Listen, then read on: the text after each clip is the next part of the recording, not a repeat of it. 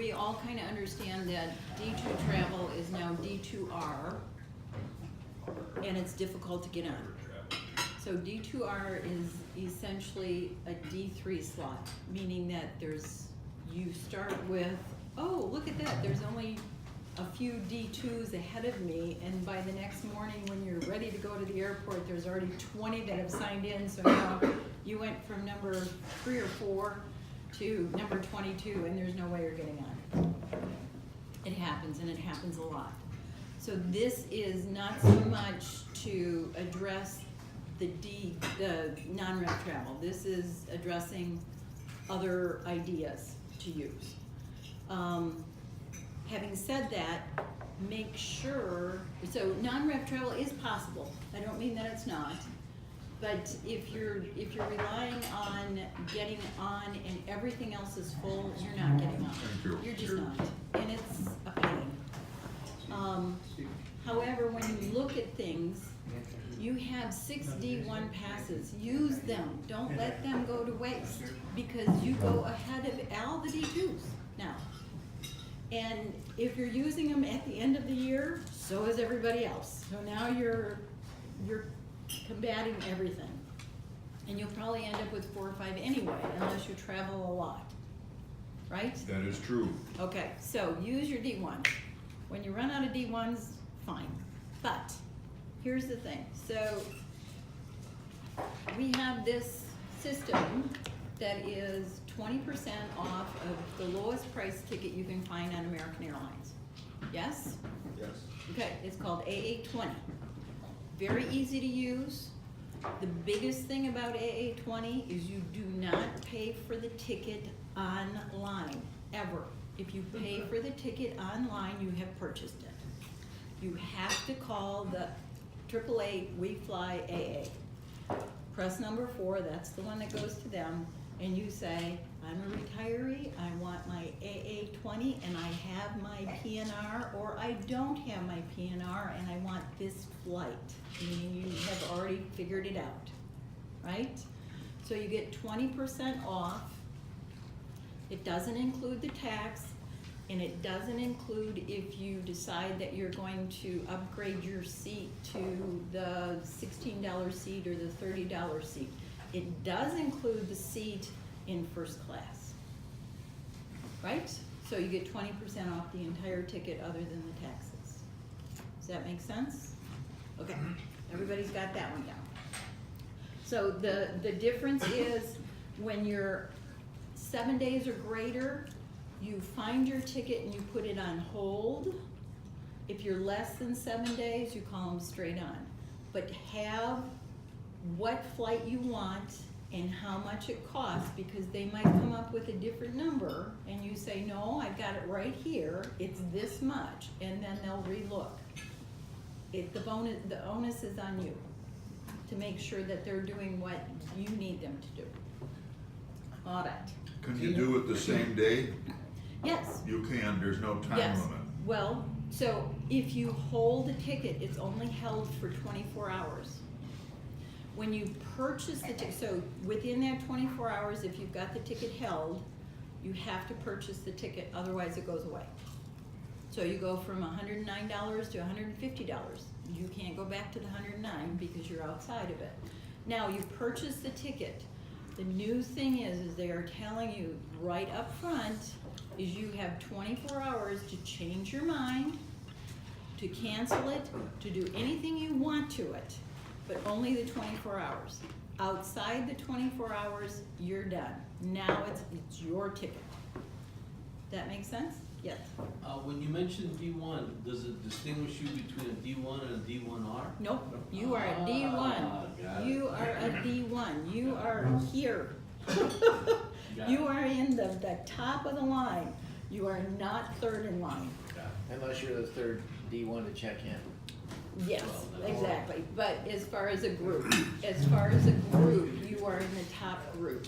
You have now gone above all of everybody traveling to and from work and their kids and their spouses and all of Yeah, there is everybody. no D1R, so to speak. No, But there's there's only D1. There's a D1 through, and Right. that That's is, right. that has getting screwed to us several times. Yeah, That yeah. trumps any D1. Hey, can I interject? Sure. On a through, you know, you can travel by train and you're a through. You gotta tell the agent. Really? Yes, you gotta tell the agent. You came in, say, on a train from some other city, and you show your train ticket or bus, and you tell the agent, you have to tell the agent when you check in, and then they change you to a through. No kidding. Can I get a bus ticket for Yeah, what about the bus? You know, and I don't Would know that work? about those. I don't know about those. I don't know about the Rockford. There are steps that address the D1s as far as the D1 is good for 5 days within 300, I think it's 300, I don't know what the mileage is, I'm not gonna quote it. You have to go on the site and read it. Point is we're gonna do other stuff here. So with this, so you go to American Airlines Travel and you can read what it's about.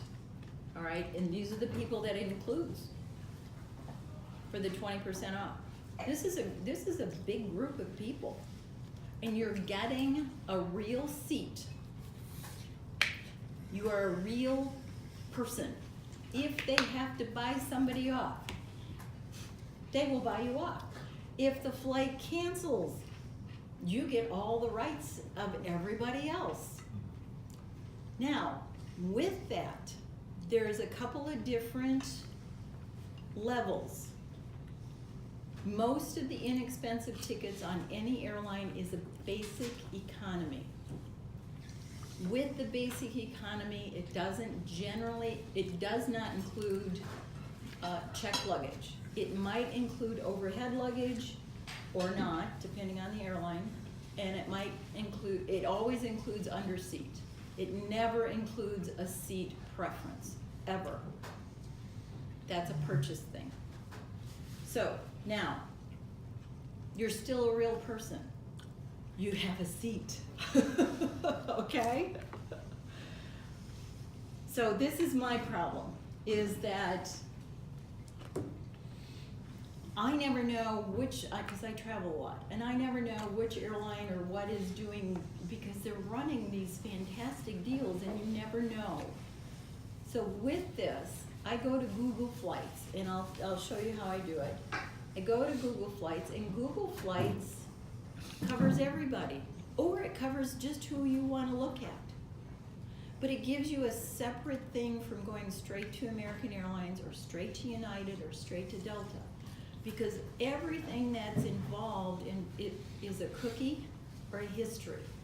So unless you're cleaning out this stuff all the time, American Airlines is going, hey, you came back. You must really want to go. We're going to up the price. Right? So if you're using third party to get to it, I'm not saying you're booking orbits. Don't do that. Don't book third party. Book through the site, meaning, I'll show you in a bit, but through Google Flights, you can go straight to American Airlines. We'll just use American for right now.